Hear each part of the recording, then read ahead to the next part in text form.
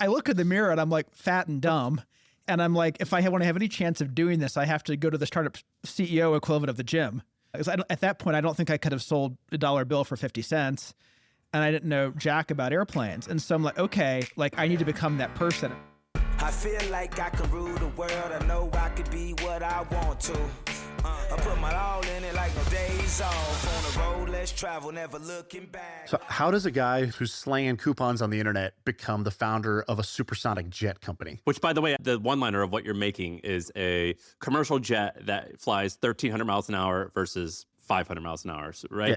Well, it takes you from, it would take you from where to where and how much time? Like just that's what actually matters, right? It take you from New York to London in just over 3.5 hours, Tokyo to Seattle in 4.5, LA, Sydney about 8.5, and that's version 1. We want to go faster after that. Amazing. So my backstory was I've loved airplanes since I was a kid, but because there was basically no innovation happening in aerospace, it never occurred to me to have a career there. So I sort of fell in love with computers, with the internet. My first job out of school was Amazon. In 2001, my parents didn't understand it because they were like, hey, we got you a computer science degree. Why do you want to work at a bookstore? But it was an amazing time to be there. After that, I was part of one of the very early mobile app companies. And then I wanted to do my own startup. And so I looked at my resume and said, I know e-commerce and I know mobile, so I should work on mobile e-commerce. And surely there'll be something there. And we built this like barcode scanning game, which like if you make a list of like the most important thing in the universe, the least important, you have to like dig a deeper hole to find where barcode scanning game goes. And I would get up in the morning, work on that thing, and I was just like, I was super depressed. And I would think, I'm going to screw this thing up. All the investors are going to lose their money. No one's ever going to hire me again. I was like really afraid of failure. And I'm looking at what we're building. And it's like, wait a minute, I'm building an app for people who shop in stores. And I'm an e-commerce nerd. I don't even like stores. What am I doing? And so when we had a chance to kind of go acqui-hire the company to Groupon, and investors got a return, and I got a little money, and I got to like get out of, I basically got my escape fantasy out of this business that I didn't love.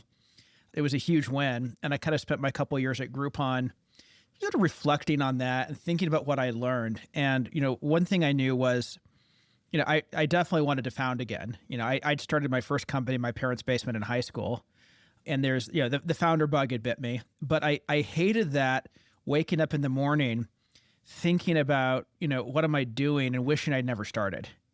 And I never wanted to do that again. And a thing I knew about myself is no matter what I was doing as a founder, I was going to push myself to my personal red line.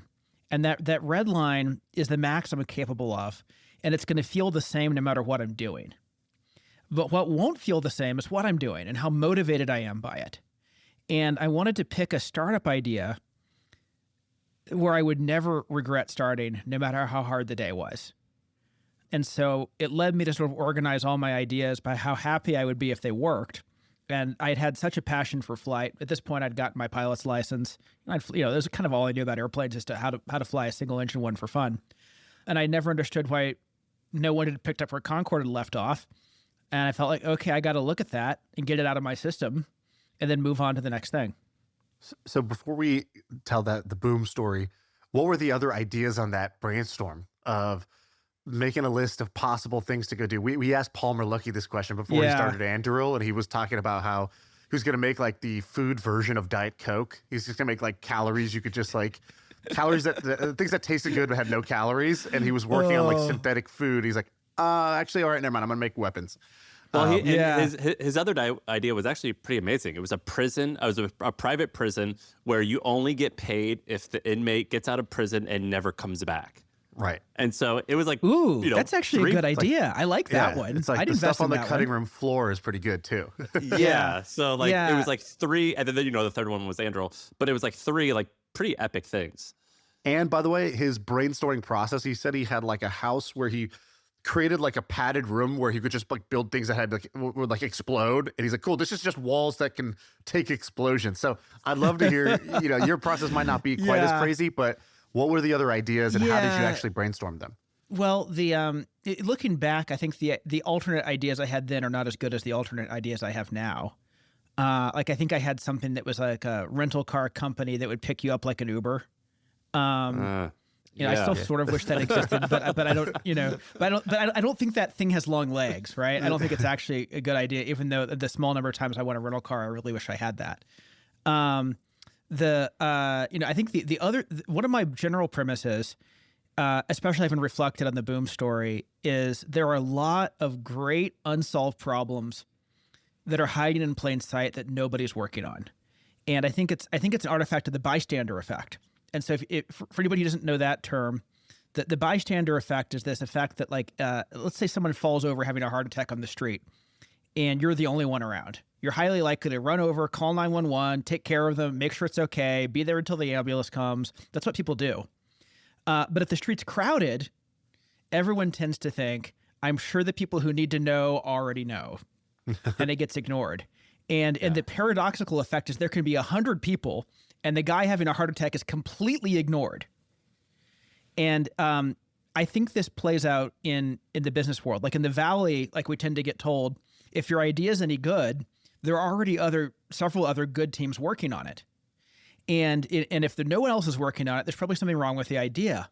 But if you really play that thinking out, what it means is unique things tend to get left hiding in plain sight. And actually, the more compelling they are, the more likely they are to be ignored, because the more everybody assumes that somebody else would already be doing it if it were possible. Like supersonic flight is like this. Supersonic flight would obviously be good. Nobody's doing it. It must be impossible or a bad idea. And there are other things in that category, like traffic. I don't think I am unaware of anybody attacking traffic in the right way. And it's a very solvable problem. It could be $1 trillion company. It's funny because the only other person, the person who comes to mind who I think attacks these problems hidden in plain sight is Elon. Yeah. I was talking to an investor who knows Elon, and he was like, the thing I always admired about Elon was that he just saw the $1 trillion idea on the floor that the rest of us were walking by. Very similar to what you described he goes, any of us, a lot of people who grew up like fascinated with space, the idea of rockets that go to Mars was not a secret. It wasn't something nobody had ever thought of, but we all just sort of were blind to it. We assumed either somebody else must be doing it, NASA must be doing it, or it's too hard, it's too expensive, either can't be done. He's like, we all just ignored it. And Elon also has a sort of bone to pick with traffic. I think he's trying to do it with the Boring Company, which sounds like you might disagree with the approach there. How would you approach the traffic problem? I think Boring Company solves half the problem, but there's another half the problem. And so imagine for a second if grocery stores worked like roads do, meaning you pay for them with your taxes. And once you've paid your taxes, you feel you're entitled to use it whenever you want, as much as you want. So what would happen to grocery stores? There'd always be a line out the door and the shelves would always be empty, right? That's what we've done with roads. We pay for them once with our taxes, and then we feel entitled to use them as much as we want, whenever we want. So they're always oversubscribed. What you need for roads is a price system, and you need a dynamic price system. Like I think there's a technology element of this, which I think is about smart traffic lights. And the ability to actually do smart routing such that, imagine you open up your phone and you open, the Maps app and you put in your destination, and not only are there sort of different routes and different times, there's basically different times and different prices. And you can have fast and expensive or slow and cheap. And I think what we've seen, New York did like a baby experiment with this in like the simplest way, where they put like a, $8 or $9 fee to go into Manhattan. Are you familiar with that, Shaan? I heard they were doing it. This was recent, right? It's pretty recent. It was super controversial. I'm here right now. And so basically, I think it's $12. So I think it's between the streets of 60th on down. And it actually shows you the map on Google. So if you type in if you're on 70th Street and you got to get somewhere to 50th Street, it would say, here's the threshold. And right when you cross through, boom, you're billed $12. And I'm walking around here downtown right now. It is so much quieter than it ever was. It's so much quieter and there's so much less traffic. Like the other day, the day after it happened, I was downtown and I remember standing in the middle of the street and I'm like, where is everyone? It's so much better. So I feel like this would be so effective, but also I would have guessed this is really unpopular to implement. But once it's implemented, maybe people see the benefits of it. Who got that through? That's kind of amazing to me that nobody's talking about this really important experiment happening in New York, not some fringe like tier 5 city. Was that unpopular? Oh, it's what's hugely controversial. It's huge, dude. Even Trump was like, "You're not going to do this." It was just, it was kind of like, dude, you're like the president. You don't really. I don't know why you're getting involved in New York City, but like Trump was like, "We're yanking this." The governor got involved in this. Yeah, it's a huge ordeal. That's right. And I think the reason it's struggling is because they kind of solved half the problem, but not the other half, and they also did it in a very like the most coarse-grained way you could possibly do it. Meaning. They put in place a usage fee, but they didn't rebate the other taxes. And so there's a whole argument that says, hang on, I paid for the roads already. Why are you charging me twice? This is a tax increase. And especially as the world kind of moves to EVs, and some roads are paid for with like licensing fees, and some roads are paid for with gas taxes. Like now is the perfect time to fix this, to make to go to usage-based pricing. But you got to get rid of the other taxes. Otherwise, you've given every populist in the world a good reason to say no to it. And the other sort of mindset, I did think a bit about how you would sell this. I think the go-to-market challenges are way bigger than the product challenges. There's some fun like AI things about how you build AI traffic lights and how you optimize a network and don't need a bunch of traffic engineers to do it. It should be fun. I think it's way easier than self-driving, way more impactful. But I think the go-to-market matters, because it's like there'll be this envy element of like, oh, all the rich people are passing me. But I think what you could do is basically rebate money from the people who are paying for fast to the people who want cheap. And so, so think of it as like that asshole Elon cut me off, but every time he does it, he has to pay me. Right. So I think there's a way to, effectively there's like cash flow from the people who are willing to pay for the highest access to the roads to the people who actually value the cheapest access to the roads. And then there's a technology layer, there's an operating layer on this. And then the whoever builds the system should get 10% off the top for building it and running it. And that ends up being an enormous business. By the way, if somebody wants to start this, I will be your advisor. I will be your champion. I will help raise money for it. I desperately want someone to build this. So all right. So Boom has raised $700 million. You guys are, I think you just had a flight, in the past year where you built one of your engines, broke the sound barrier, huge deal. And so, we've had a few people like you, but you're like a legend potentially in the making. Take us back to, what was the original question in your mind? Why isn't there a supersonic flight? What was the actual initial question in the first couple weeks? So it was why did Concorde fail, and what would you have to do for it not to have failed? But were you on Wikipedia and you just came across that, or you're just a flying fan? Well, if I was a flying fan, and then I could go to Wikipedia and I read stuff, and ostensively it's okay. The facts make it obvious. Here's a 100-seat airplane with 100 uncomfortable seats, and adjusted for inflation, a $20,000 fare, and you can't fill the seats. You can't make any money.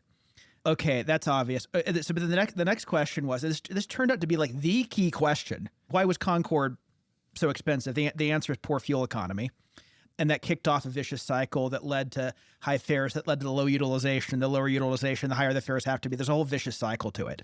But the root of it was poor fuel economy. And the next question was, well, how much would you have to beat Concorde's 1960s technology by in order to match the fuel economy of a flatbed in business class? Because the thought was, well, eventually it'd be great to do this for everybody. But as a starting point, business class is huge. And you don't need the bed if the flight's not long. You can have a better bed, the one at home. And so how much do you have to beat Concorde by? And it turned out the answer was less than 10% to match the total economics of a flatbed in business class. And I was like, what? Head explode emoji? I don't really know anything about airplanes, but can we really not do 10% better than 1960s? And give people a point of reference. How much did you know about planes and calculating the fuel economy and all of that when you started this idea? Yeah. And aren't you a high school dropout? Yeah, I'm a high school dropout. I did actually graduate from college, but my degree's in computer science, and the closest thing I had to an aviation credential is a pilot's license. But this stuff isn't actually that complicated at this level. The fuel burn data is all in Wikipedia, and you can calculate fuel burn per seat mile, which turns out to be the key metric. And so, okay, what was Concorde's fuel burn per seat mile? What's the fuel burn per seat mile of a flatbed in business class? And again, you can just go pull on Seat Guru and you can see the map. You can like measure on your screen how much of it's business class, how many seats are there, how much floor area is in their whole airplane, allocate it out. And then it's like, great, you have to do about 10% better than Concorde to match the total economics. If you wanted to match the fuel burn per seat mile, it's a bit more than that. But there are all these other, utilization benefits from speed.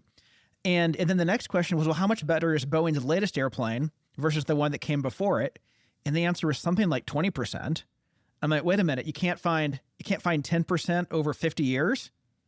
Like, I don't know anything about the details of the technology at this point, but it seemed plausible in the face of it. And so at this point I was like, okay, hang on.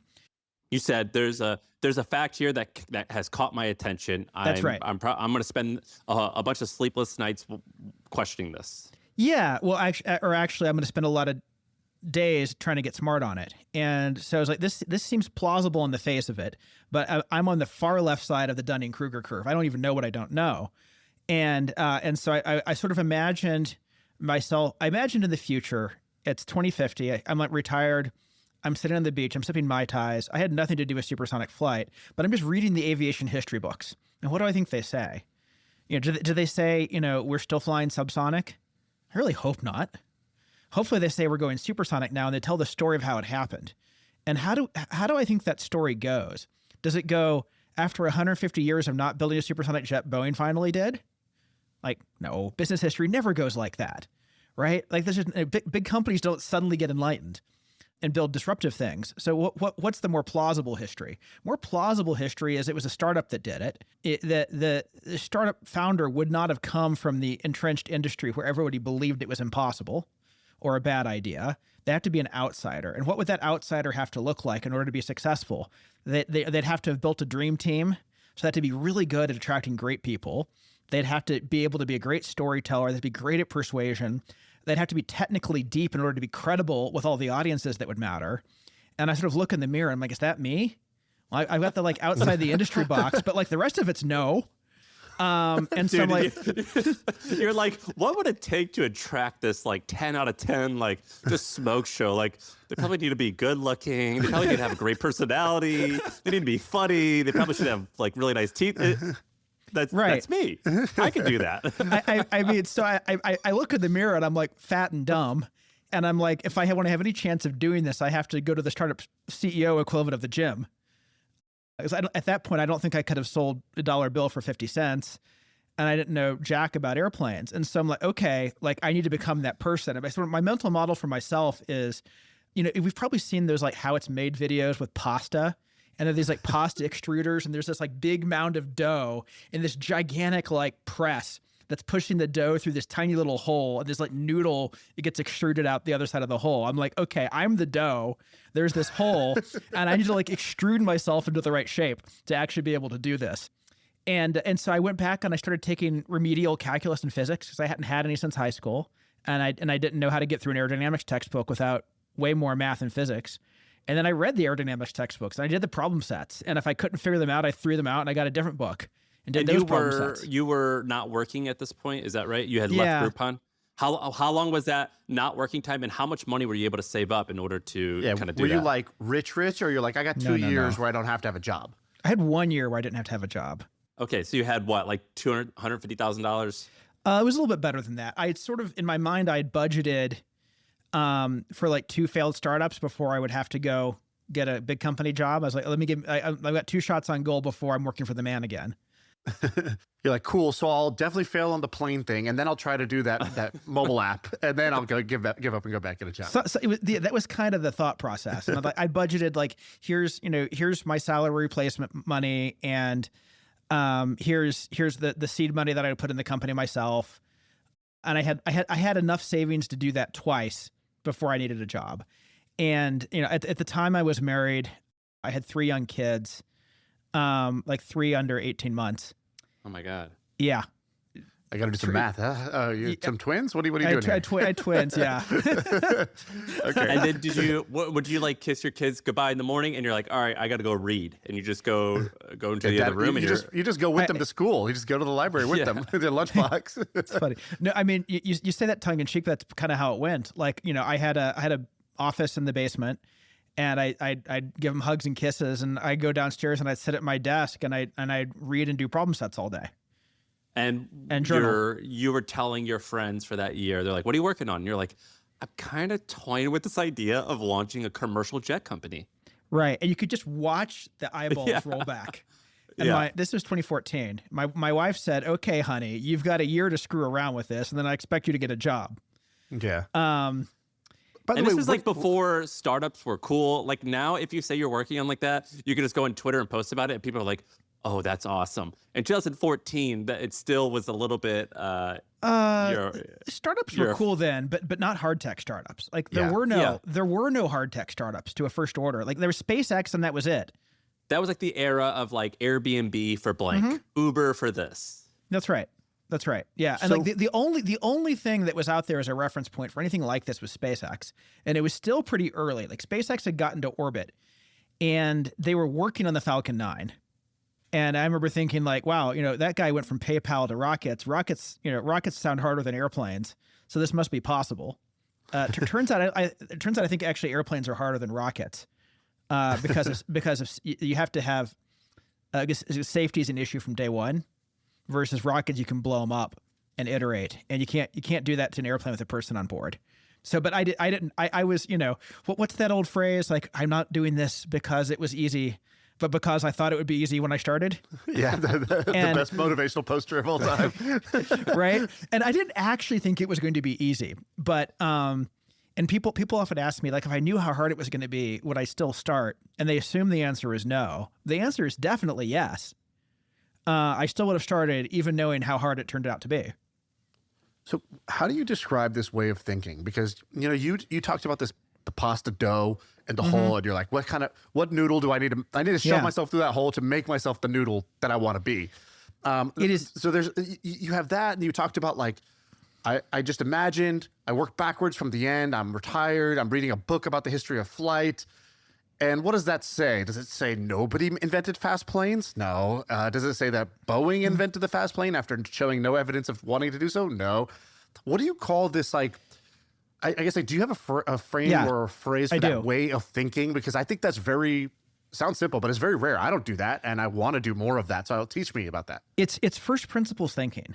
And it's super, super important. And it's like I think there are two mental skills that are really valuable. One is first principles thinking, and the other is knowing when you're confused versus when you're clear. And if you have both of those, you can do anything. Explain both of them. Yeah. So first principles thinking is like looking to get, let's take a math analogy here. Are there a bunch of data points and I'm going to like draw a line through them and extrapolate? Or am I going to go understand the equation that led to those data points being where they are? Am I pattern matching, or am I understanding causality? And going to causality is really important. And most people don't do it. They operate on rules of thumb. And rules of thumb are fine so long as you're like doing things that have already been done before or not too far from them.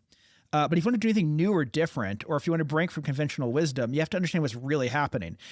So for example, the pattern matching is Concorde failed. People weren't willing to pay more for supersonic flight like on Concorde. Therefore, it doesn't work. It was an economic failure. You could find that in a zillion articles on the internet.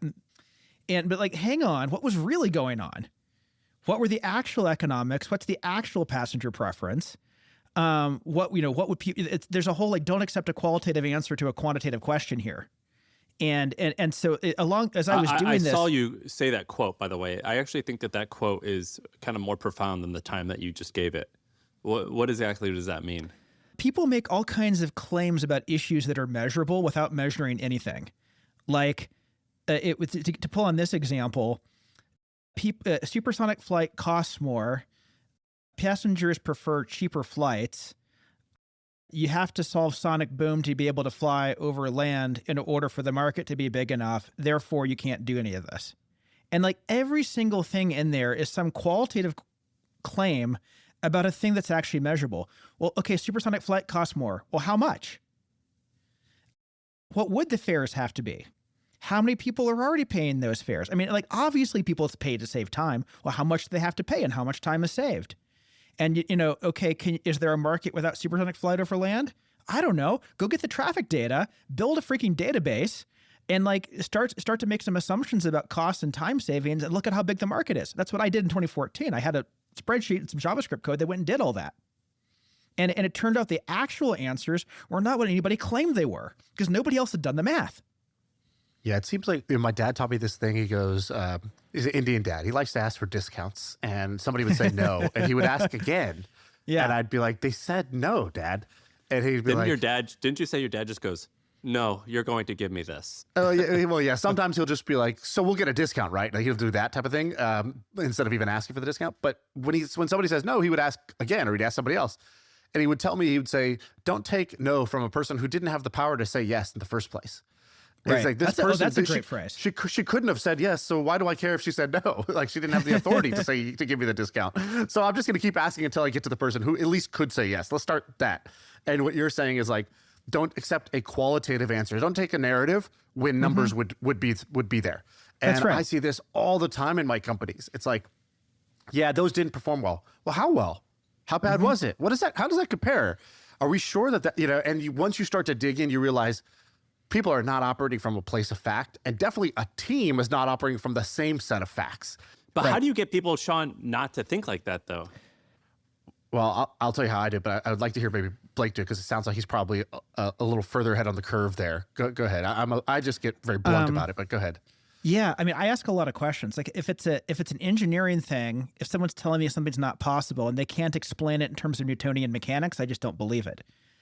The other thing is that was Shaan's answers. That was his answer too. I got a C in physics, by the way. I had to retake it during the summer at Duke. So I'll give you two little tips that have worked for me, and I stole these from when I worked at Twitch. Emmett, the founder of Twitch, and now the CEO, Dan, they both had these great ways of doing this. So both of them, I think, wanted this. They wanted people to give more substantiated, dug-in, detailed answers that were based on fact rather than either opinion or hearsay or just narratives in the company, whatever. And so what they would do is they would say things like, hang on, I just want to make sure I understand this, rather than saying, I don't think you understand this, which would make the person feel attacked. Hang on, wait. Sorry, I need to ask you this question because I want to make sure I understand this. Yes. You said this. Is that because blah, blah, blah? And so then they would break it down that way. They would kind of take them off the defensive. And Dan did this great thing. He'd say, oh, you said something interesting there. When what he really meant was, you said some bullshit. And then he would say, you said that this didn't work. Now, explain this to me. It could be that this didn't work because A, or it could be that we measured this and we saw this, and it could be B. Is it A or B? And then people would have to walk through their logic, and they would see where their own logic had potholes, where they were taking huge leaps of assumptions, or they'd say, I'd have to go look it up. And then he would either pause and be like, let's see if we can get that data. Do you think you can get that data in the next 2 minutes? And he'd be like, because if we just continue talking without that data, then I guess the data didn't really matter. Or he'd say, let's come back with that data. And what I'd be really curious of is A, B, C, D, and E. And it'd be the logic chain that he wants them to go do. And if you do that 2 or 3 times, you undress people sort of 2 or 3 times this way, they start to anticipate it. And they come into the meeting now with that because they know he's always going to pause me. I can't get away with just saying some bullshit in here. I can't just say it well. It doesn't matter if you say it well. It's what are you actually saying? That's right. So I think that's brilliant. And we built it into our interview process. Like my favorite interview question is, teach me something. And it starts a conversation exactly like what you're describing. So like, hang on, I didn't understand what you said. Why is that? Can you walk me through that? Like a story about this. At one point I was interviewing for like a head aerodynamicist, and like aerodynamics is like the super hard, very mathy, very techy end of aerospace. It's the hardest, technically the hardest part. And this guy shows up and he's got this star-studded resume, and he claims to be an expert in hypersonic engine intakes. And I'm like, teach me something. He's like, oh, like what? I'm like, I don't know. Your resume says you know about hypersonic intakes. Like, I barely know what hypersonic is. Teach me. And he launches into this thing, and he's like, oh, yeah, you really want to use a stream trace design because that minimizes the cowl lip angle. And I'm like, hang on, slow down. You went way over my head. What's the cowl? What's the cowl lip? What angle are you talking about? And why does any of that matter? and it turned out the answer was, I don't know. right? But he had a soundbite that turned out to be true. And we had this whole conversation. And by the end of it, I felt like I had actually been able to reverse engineer some understanding. It was very obvious he didn't have it. And the thing I love about that question is, even if you know it's, I don't mind sharing this on podcasts, because you can't cheat on the question. Even if you know it's coming, you have to actually understand something. Well, you know what's funny is back when you were getting going in like 14 and 16 and 18, I don't know about Shaan, but like I was definitely up and coming, and I didn't have like a lot of money. I didn't have like enough money to make angel investments. And for some reason, like I got sent your deal, not like, you know, I wasn't in anybody. It was just like, you know, this crazy guy has started this thing. And it was almost as if I'm like, well, if I'm seeing this, then that must mean that all like the cool guys have passed on this. Right. And I remember like reading about this company, Boom, and I'm like, oh, this person's insane. Like, why on earth, how is anyone taking this seriously? And obviously that's how a lot of great ideas start. But it didn't seem like you had an easy going when it came to this fundraising, if like a guy like me was even able to come across the deck. Oh, it was definitely not easy. But by the way, notice, you know, unpack the thinking there. That's an example of bystander thinking applied to investing. Sure. Right? That's part right? why that's why I didn't invest in it. And that's why a bunch of my really smart friends did. Yeah. No, I mean, the fundraising piece of this has been extremely difficult. I think some people have said there's no venture in venture capital, and it's kind of true. And what didn't work for us is going to VCs and trying to raise money. And I think there are a bunch of reasons for that. The superficial reasons are like, oh, the timelines for this are longer. It's not a natural fit for kind of fund life cycles where you want to show a mark quickly and then use that mark to raise the next fund. You know, so anybody who's focused on that is going to run from a business like Boom. You know, but I think the bigger dynamic is like a principal agent type dynamic. And it took me a long time to realize this, because I sort of naively thought VCs are the people with money and their job is to invest it to make more money. But that's actually not what VCs are. VCs are money managers. You remember that thing that would go around the valley like 10 years ago about Facebook being free, and people would say, if the product is free, then you're the product. But by the way, if the product gives you money, then you are definitely the product. Right? And like VCs are in the business of selling startups as an investment class to LPs. And who are the LPs? Many times if you're lucky, those are wealthy people who have their own money. But many times it's like the endowment fund of Harvard. And it's like by the time you trace that dollar back to anybody who actually owns it, you have to go many levels back.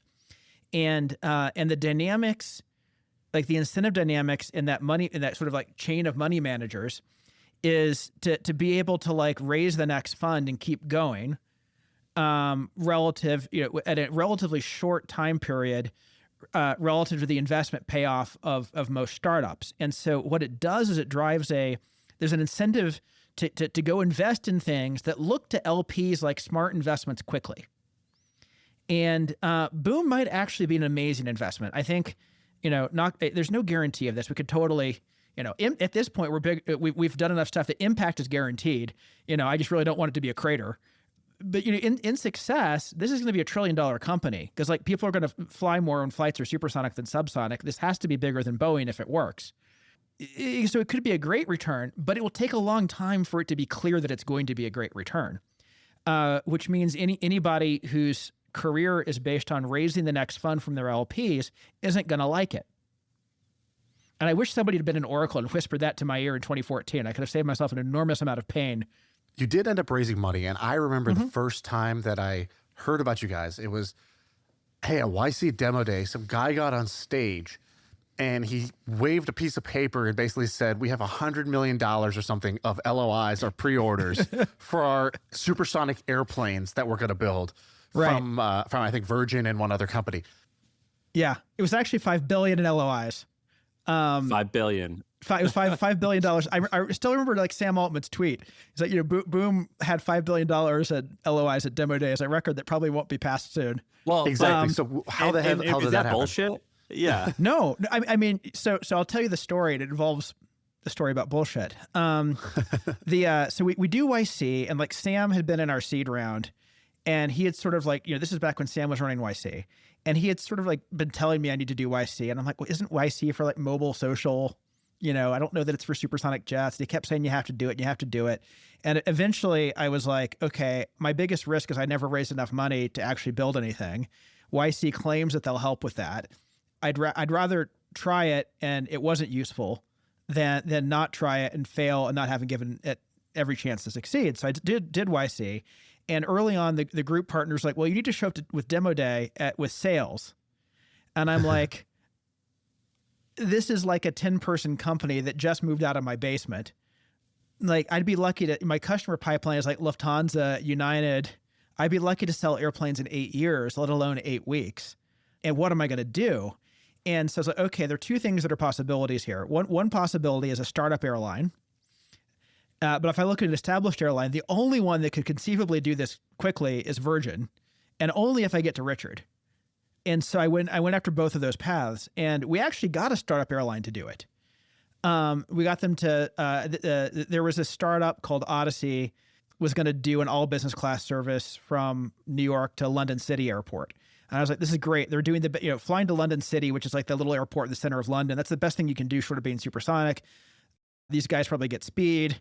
And so I met with the guy, and he was willing to like give me an LOI on like actually a different corporate entity letterhead.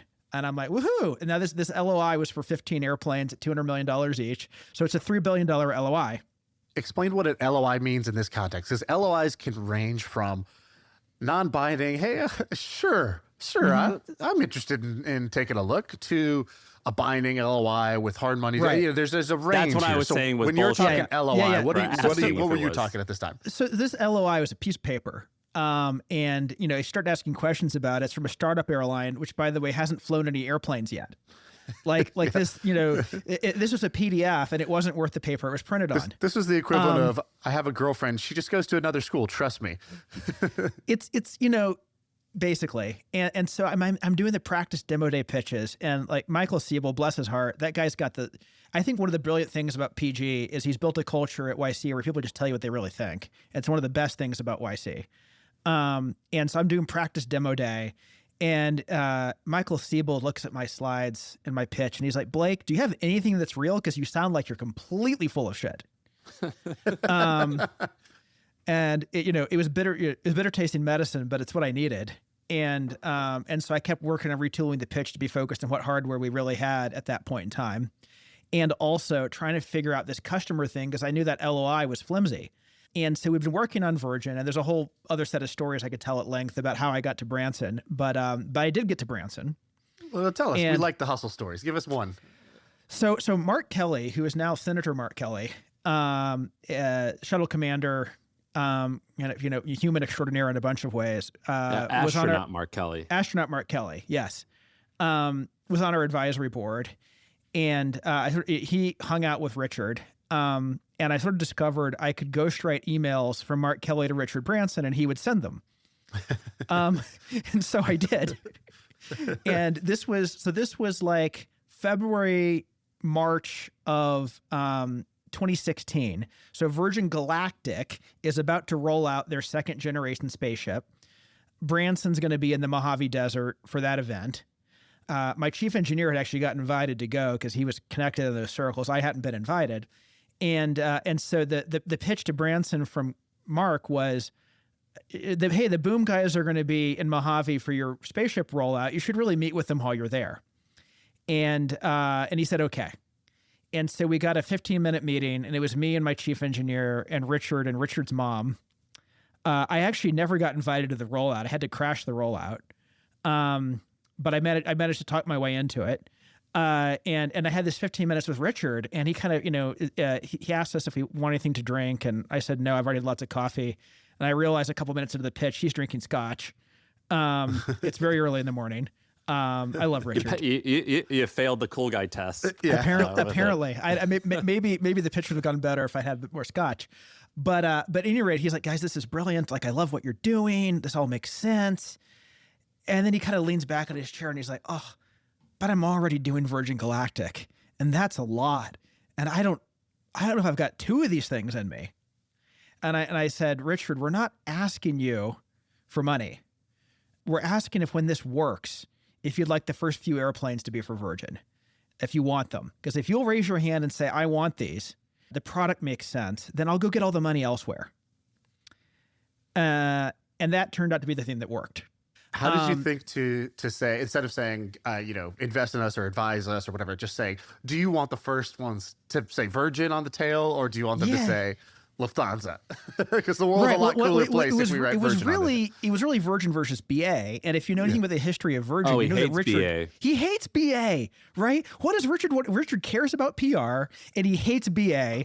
And when he tried to buy Concords, which he did, he tried to buy BA's Concords when they were shutting it down, and they wouldn't sell it to him because they didn't want to get embarrassed. So what is this? Basically, Shaan, I don't know if you ever read his book or the listener, BA and Virgin, British Airlines, they had a battle in the 90s and early 2000s where BA was trying to shut down Virgin. And so he went on this whole campaign. I think he brought is this when he brought a tank through London and he rolled over a fake model plane? It was a whole PR campaign of the little guy Virgin versus the big guy BA. Oh, it's great. The stories are great, right? And he very specifically tried to beat BA with Supersonic, and he lost, right? And so he wants to do this, and he cares about PR, and he cares about his brand. And so I'm like, why don't I let you stick it to BA? So it turned out, but then the meeting ends and there's no deal. And I'm sort of working it through my friends at Virgin Galactic at this point, trying to get something done. At this point, YC, the way YC was structured, demo day was spread across 2 days. And the company might not exist if we hadn't been on day 2. Because what happened that week is so Wednesday is our demo day 2. Monday we were launching the company out of stealth mode, and we'd gotten Ashley Vance to write the launch article for Bloomberg. And if you don't know Ashley, he was Elon's first biographer. We'd let him and the Bloomberg team come out to Denver and interview me and take all the pictures they wanted to take. And in my head, this is brilliant because the story is going to be Boom as the SpaceX of airplanes. But I had no self-awareness about how darn early we were. And I let the photographers take a picture of me on a plastic orange chair climbing into a cardboard mock-up of an airplane. And Ashley actually wrote a nice story, but his editor picked the picture and wrote the headline. And the headline said something like, this Colorado company thinks it can build a supersonic jet. And then there's my fat ass climbing into a cardboard mock-up. And so that's Monday. I know, it's so bad. It's so bad. And then it's at the top of Hacker News. And the comment threads, photoshopped a helmet on your head. It was so awful. The comments are what an idiotic company. Don't they know airplanes aren't made out of cardboard? And what idiot runs marketing at that company? Because who would name a supersonic jet company Boom? And it's brutal. It's just and I'm we are so screwed. We're gonna be the laughing stock at demo day. And so that's Monday.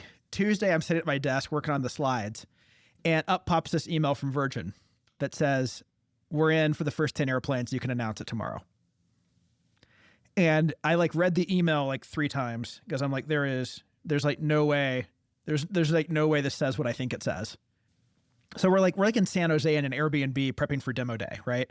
And so I'm I think I just went from the biggest loser to the biggest winner. And I called up the team at YC, and I'm I need to relaunch my startup. How do I do this? And so I think I stayed up to midnight that night, redoing press pitches under embargo. We relaunched the morning of demo day with a $2 billion LOI from Virgin, done on an email. And then we're back at the top of Hacker News again. And the comments are Monday. My favorite comments were one, what genius runs marketing at Boom? The 1-2 punch. That's how you launch a company. And then there was another one that was Monday : haha, Wednesday : oh shit. But by the grace of Richard Branson, we would have died that week. You seem to have a lot of these stories that are what our buddy George Mack likes to call high agency. So you were a high school dropout, yet you got into college. And I think you high agency'd your way into college. As I understand it, you didn't just work at Amazon. I think you kicked ass at Amazon you got the job in an interesting way. And I think you kicked ass in an interesting way. Mm-hmm. This whole idea of I didn't take at face value why the Concord failed. And I kind of taught myself the physics and calculus I needed to diligence the idea initially. It seems like you have a lot of these. What's your favorite version of those stories that you think, it's that I think your meter might be like, you don't have the, what's it called? Like the thing that stops a car from going at a certain speed, like an artificial governor. A governor, yeah. Like you removed your governor, and so you're willing to go further than the average person would when it looks like the default answer is no for you. Yeah. Well, I want to understand, I guess a couple of things. One is I want to understand things for myself. And maybe that's the most important thing. Like I don't, funny side story. As I was like going through a divorce and like fighting with my ex-wife over like custody, and I had to go through this like weird psychological exam. And I'm going through, these like multi-choice questions where they ask you, these random things. Like I could tell there were questions like, I think the experts are wrong and I know better. And I'm like, I think they're testing for delusions of grandeur. So I'm not going to answer this one honestly, but that's actually what I think. I think the experts are wrong all the time, and anybody who bothers to think about it can figure out differently. And so I have that premise, but I also, I don't know, I feel like I have a complicated relationship with my own ego.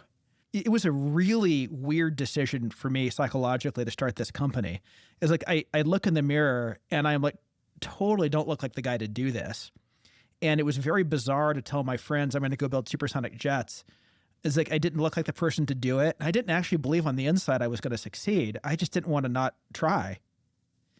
And I really struggled with that. And I remember thinking about who my business heroes were, and I thought of I thought of a lot, but I especially thought of Bill Gates, because Gates had said, I think during the 70s, that his goal for Microsoft was to put a personal computer in every home and on every desk running Microsoft software. And he said that in the 70s, right? And then he actually went and did it, and then some. And what was it like to be Bill when Bill said that? Like, he didn't have a resume for it either. He could have flamed out. And like, because he didn't flame out, we know who Bill Gates is, and we have those computers. But so I'm like, okay, there must be a couple categories of entrepreneurs. They're the people who like go after these big missions and they succeed, and we all know their names because it is Bill and it's Steve, and back in the day it's Thomas Edison, and the greats of the great, right? And then there's probably like the dark matter of founders, and the dark matter of founders are the people who go for big things, who set big goals, but it doesn't work. And would I rather be in the dark matter of founders? Or would I rather be in the like, I didn't try and I just had a job, or I started another mobile apps company? And I made the conscious decision that I'd rather be a dark matter founder. That's pretty badass. Basically, you were willing to lose. I had to be willing to lose. I mean, another turn of phrase here is, oh boy, I'll tell this through my story of my daughter. She was when she turned 10, which is a few years ago now. I took her out to ice cream, and it was one of these like low moments where like I didn't know how the company was going to survive. And by the way, we have one of those like every year. Like with like regularity, there's like a life and death crisis every year. And I didn't know how we were going to get through this particular one. And I was feeling pretty down about it. And like, I had this self-talk that was like, man, my daughter for her entire conscious life, all her dad has been doing is saying he's going to build supersonic jets. And, and it could totally, the first prototype might never fly. And, what the hell is my identity to my children? And it's just not really a great question, but I had that question. And I, so she's in the back of the car. We've just had ice cream. And I said, Ada, like, what would you think if I failed at Boom? And I'm going to tear up as I say this. She didn't miss a beat. And she said, I'd be proud of you for trying. And that speaks to me very deeply. And that's the view I try to have for myself. Do things I'd be proud to try. But do things I'd be proud to fail at. And I've always told the team, like, there's no guarantee of success here. We might fail. But if we fail, we're going to fail honestly. And we're going to fail having given it our all. And we're not going to give up. And when when XB1, that's our prototype airplane, the first startup to ever break the sound barrier with that airplane, when it landed earlier this year for the last time, and I was standing outside the airplane with the team of 50 people that had built it and flown it. And I said to the team, the reason we get to be here today is we didn't give up. We got here because we're the team that did not give up. It took a whole lot of not giving up. Other reasonable people would have given up. A bunch of reasonable people did give up. And to get Overture, our airliner, flying, that's going to require a lot more not giving up. So pick something you'd be proud to fail at and don't give up. That's a great story. I also think that, I'm not in your industry at all. Shaan's and I make internet stuff. And I remember seeing this Elon Musk video where the rocket, I don't remember what it did, but it was some threshold that they had never accomplished before where it got to space, something like that. And you see him looking up and you hear the launch control like freaking out. And he actually, I think he like cries. It looks like he's about to cry. Yeah. And he's like looking up and he's like, it almost felt like he was even in awe or impressed where he was like, I can't believe it. It worked. Yeah. And the whole crew, 1,000 employees are just freaking out. Yeah. And I remember thinking like, I don't want to, something like that seems so challenging. Man, I couldn't do it. It took 15 years, 20 years to get there. And then you see that video and you're like, wow, that's totally worth it. And I'm a little envious. It's sort of like someone like running a marathon. And at the end of the marathon, their family is there and they're freaking out or doing some type of like crazy physical task where it takes decades or years to work towards. And then you have this like moment where it's like, there's a very beginning and a middle and an end to the journey. And I'm very envious of that. And it's really cool that you had that. recently it happened like 6 months ago. I forget that you guys like had your first flight. Yeah, it was like 3 months ago. It was recent. Yeah. Three months ago. And I remember I'm like, I have nothing to do with you, but I had this sense of pride just for you. And I remember seeing Paul Graham, who isn't like Paul Graham doesn't seem like a very excitable person. And he seemed very excited about this. And I was like, this is amazing. And it almost felt very patriotic. That had nothing to, I don't know if there was no patriotic. It's Team Ambition instead of Team America, right? I think there's a part of all of us that wonders, what's the version of me if I did the most ambitious thing? If I did my version of supersonic jets, right? When I was little, I wasn't a flight enthusiast. I didn't have my pilot's license. Your thing is your thing, but I think everybody has a little version of that in them. There's some version of that in you. The most ambitious thing, the most thing you could possibly do. And you'd probably fail, and it'd probably be super hard, and you could probably, if you're smart, you have a lot of easier options if you decided to choose them. And it could be small even. Like that's right. Be a stand-up comedian or do a show all the way to go to space. It's the biggest ambition relative to someone's actual frame and their actual values. Like imagine going back to your 5-year-old self and saying, let me tell you what you're going to get to do. Here it is. And like what makes that 5-year-old self just like tickled pink? Like, wait a minute, I get to do that? Blake, have you ever read the Pixar rules of storytelling? They have this thing called the 22 rules. And the 22 rules, rule number 1, the most important rule, this is Pixar. Pixar who, if anybody knows how to move people, they know how to move people emotionally. Rule number 1 is you admire the character more for trying than for their successes.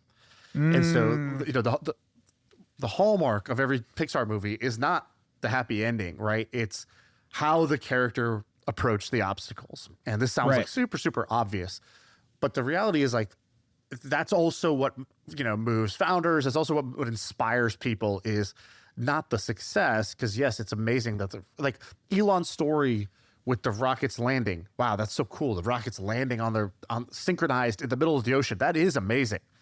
But it's like 10 times more amazing when you know that the first 3 rockets blew up and that he went all in and that, and that nobody was going to do this if he didn't, he didn't push forward and continue on in the face of like almost certain failure. Right.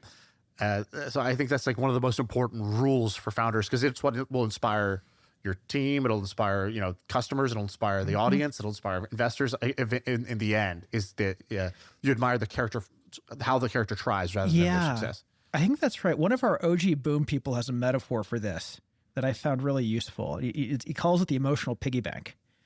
And he's like, every time you're struggling with a problem and you push through, you're putting a quarter in the piggy bank. And when you finally succeed, you get to break open the emotional piggy bank. Right. And the harder it was to get there, the more joyous the victory. Right. And I think he used it. This guy's been at Boom for 9 years. He's one of the few early people that stuck it out. Now he runs our engine program. and I think he was using that with himself a lot. But I've tried to broadcast it to the team because I think it's really true. When do you think you guys are going to be mainstream? When are people going to be flying? Because right now you're at this point in the company where it's like, all right, you've raised $700 million, so obviously you're a big deal, but you're not to the point where it's like, this is a thing, this is going to work. When do you think that it's going to cross this? I guess it's been 15 years or 12 years. Yeah, 11. We'll turn 11 on paper in September. 11 years ago, I was in my basement reading textbooks. Wow, so not that long ago. And now what's the next chapter of the story? So you got through a bunch of chapters. You got through the crazy guy in his bedroom to, oh, okay, this is kind of interesting, to, oh my God, he made a prototype. This is actually potentially serious. Now the next chapter, what's that going to be? And when is it going to be, when are we going to read it? One way to look at this is like, progressive overturning of the skeptics. That's not how I see it on the inside, but that's one way to look at it. The skeptics said a startup could never sell airplanes to airlines. Oh, we did. United bought them, made a deposit. American did. Japan Airlines did a pre-order. Okay, that happened. A startup could never build a supersonic jet. Oh, we did that. Okay, the next thing skeptics say is we're never going to succeed at building our own jet engine. Like there's a whole class of people who are just like convinced that only big companies can build jet engines. And we're going to find out pretty soon who's right. Because at the end of this year, our full-scale jet engine prototype, should be running. And then next year, we'll start building the first airplane. And our goal is to roll the first one off the line in 27, fly it in 28, and be ready for passengers in 29. And there's a good chance that like it could take longer than that. But those are the goals. And I believe in.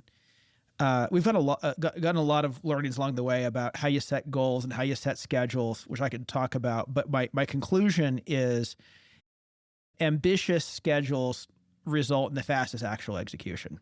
And so those are our targets. It's a cliche that I say this at the end of the podcast. It gets to the point where someone says something amazing. I go, man, you're the man. And so I've overused that phrase, but I think that, of the people who I look up to, or it's almost, you're potentially going to be an American hero. And I think that like we're honored to talk to you. And I think that I hope that you are, because it would be really fun to have you win. It would give us all a huge sense of pride to watch you win. And I think the jet thing is cool. But the cooler thing is that you had a crazy vision, and it might actually come to fruition. I appreciate your saying that. It's a weird, and again, I have a weird relationship with my ego on this, but I think back to like my days in college, and I was reading my favorite book, which is Atlas Shrugged. And my favorite character in Atlas Shrugged is this guy, Hank Rearden, who is this sort of combination business technology hero, who like invented a new kind of metal. But I remember crying, thinking like, man, I don't have it to be somebody like him. And, I always wanted to be, but I didn't think I could be. And along the way, someone told me that the things we admire in other people are actually our own strengths. And at first that made no sense to me. But as I start to pattern match about it, like my own weaknesses are the things that annoy me the most in other people. And my own strengths are the things I admire most in other people. It's very paradoxical, but it seems to actually be true. And so there's this like weird thing where I think we could actually become our heroes.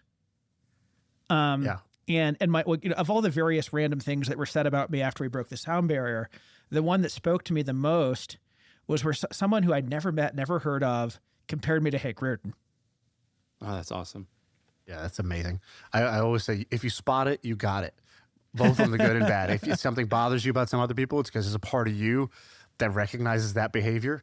And same thing, if something inspires you, there's a part of you that identifies with that behavior, right? You are what you admire. And I think that once you realize that, you start to pay some attention to what you're choosing to admire, because you're actually pointing your little compass in that direction. And, then there's just a question of, are you going to remove the governor, or are you going to leave it in and not actually go chase it all the way? I love this. That's right. That's the happy side of it. And then the unhappy side of it is the things that drive me crazy in other people. Holy shit, I need to have a talk with myself, because I'm probably doing it too. Right. I like this quote that you have. You said, if every founder worked on the most ambitious thing they could get their head around, everyone would be happier and more great things would get built. You know, there's probably going to be somewhere between 500,000 and 1 million people who listen to this episode. I guess how, if you were going to leave here making your case for that, for why founders should work on the most ambitious thing, what's your case? Can't lose. If you win, obviously it's great. But I think it's a mistake to start from your resume, and it's a mistake to start from what you think you can do. Because I think the only way to find out what you can do is to pick the most motivating thing in the world and run at it. Something that's so motivating that the goal matters more than your own insecurities. That you could do that thing where you extrude yourself into the noodle of the right shape. That's the only way you find your limits. By the way, you were really young, and I think I read that you reported directly to Jeff Bezos. I can't let you leave without asking you. Do you have any good Bezos stories? Oh, I've got a bunch. I did not report directly to Bezos. One of the most annoying things that happens as you go through these journeys is like little bits of bio get turned into better sound bites, and then I feel embarrassed because like people claim I was an executive at Amazon and I was not. Like, someone was like, "What actually? Oh, he worked at Amazon. Oh, so he works for Jeff Bezos. Yeah, he works for Jeff Bezos. He worked for Jeff Bezos. Right. So did every hourly worker in the warehouse. Now I did get able to do something that Jeff cared about, so I got to work with him a bit. But that meant that like I was updating him once a quarter, and and if I screwed up really badly, like Jeff would hand my ass to me. And by the way, there's no better early career experience than to be like 22, working on something that Jeff happens to care about, and when I screw it up, he tells me. And so I found out later that I was the youngest ever manager at Amazon. I don't think I knew that at the time, but I got to build the thing I got to do was basically do Amazon's first ad buy from Google.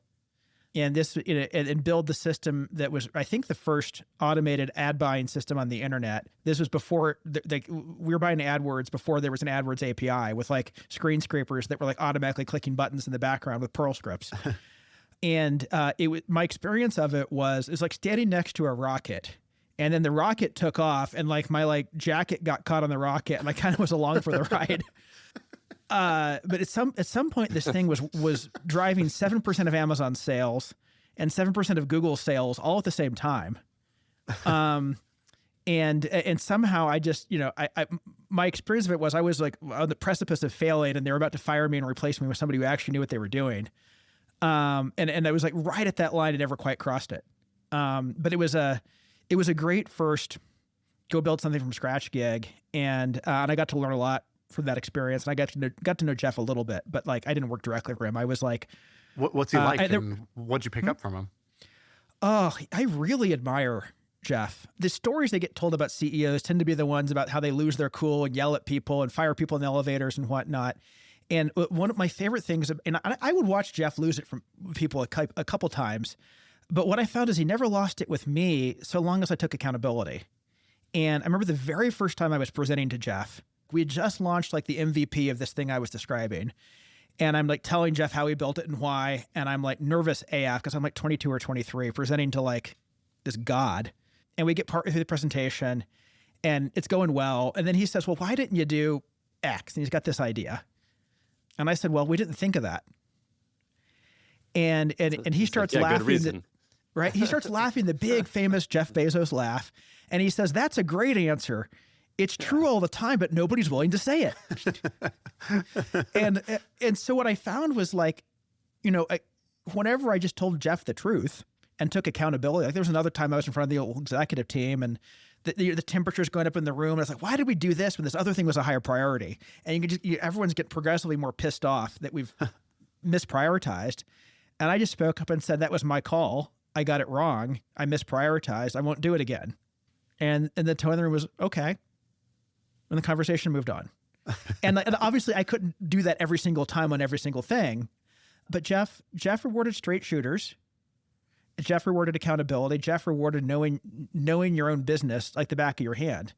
And he was tremendously forgiving for learning on the job. And I have huge respect for it. The other thing is like, I'd go in to talk to him once a quarter and he would like have, and I felt like I knew my shit. And he would hand me like a novel insight in 5 minutes on the thing that I did every day. And I think that goes to like being really smart, but also that first principles thing. As you go to first principles, you can actually get to novel insights quickly. That's exactly what Emmett said. Amazon bought Twitch for like $1 billion, whatever. So he reported to Jeff. And so he would go, I think, twice a year, 3 times a year, go meet him. And he said the same thing. He's like, he wants you to know your business. He's like, but then within 5 minutes of sort of reading the document, he's like, without fail, he would give me one thing that I thought was kind of impossible. I think about this business 24/7. And he gives me an idea or an angle or perspective, like a novel perspective or a novel idea that I didn't have. And he's like, that's amazing. That is that shows kind of the level that guy's at. Mm-hmm. He's super smart and he's very first principles. But if you put those two things together, that's what actually, I think that's what makes my experience and Emmett's experience possible. And it's the thing that enables other leaders to do the same thing. The thing I try to challenge myself to do is at any given like management review or working with a team, I try to ask myself, what's the most important question? And many times what I find is no one's asked the most important question. It's actually not hard to find it and not hard to ask it. That's pretty brilliant. Could you just give us an example of that? Like a situation where you asked that question and it shifted the convo? I got one from yesterday that's sort of an example. I called the Overture leadership team together on a Sunday. My spidey sense was firing that we weren't aligned about development philosophy. And we start talking about when to insource and when to vertically integrate. And, the conversation in the room started out, I was like, vertical integrations is a goal. So we'll eventually do all these things. And I tried to take the conversation to like, no, it's not. Like what we need is the winning strategy. What we need to decide is when do we want suppliers and when do we want to do things ourselves? And what are the principles by which we make those decisions? And then so I went to the whiteboard and the room started like trying to answer those questions. Like, how do we know whether we should do something ourselves or outsource it? And I don't think we've completely cracked the nut on that, but we at least brought the team's focus not to like, what are the answers, but how are the principles by which we make those decisions? And I think I think we'll keep pulling on that thread. And ultimately the answer to that question will be part of our success story as a company because we've understood how to think about it. And we've got the team on a set of principles that will then, if they won't need to bring every supplier decision to me, they'll understand the principles and make great independent decisions. Dude, Blake, you're awesome, man. You're a very unique founder. Met a lot of founders. You're a very unique guy, and what you're doing is awesome. I really appreciate you coming on. And I hope my keyboard wasn't making too much noise because I kept writing down these little quotables that I thought were pretty great for me. The best episodes, Blake. The best episodes you'll see Shaan and I do two things. You'll see us do this, and we like are gazing. Or the other thing that we do is you see us do this. You see us just lean back and cross our arms and like classes in session. Well, thank you. I had a lot of fun. Yeah. Where should people follow you or follow the journey? Where do you want to direct people who want to kind of stay in touch here? I'm pretty active on X. So I'm at Bscholl, BSCHOLL. That's probably the best place to follow along. I try to give people like an inside view on what's going on at Boom, and then I mouth off about other random things in the world. So. All right, man. Well, I look forward to flying everywhere in half the time. Thank you for coming on. Thank you for doing it. And all right, that's it. That's the pod. I feel like I can rule the world. I know I could be what I want to. I put my all in it like no days off. On the road, let's travel, never looking back.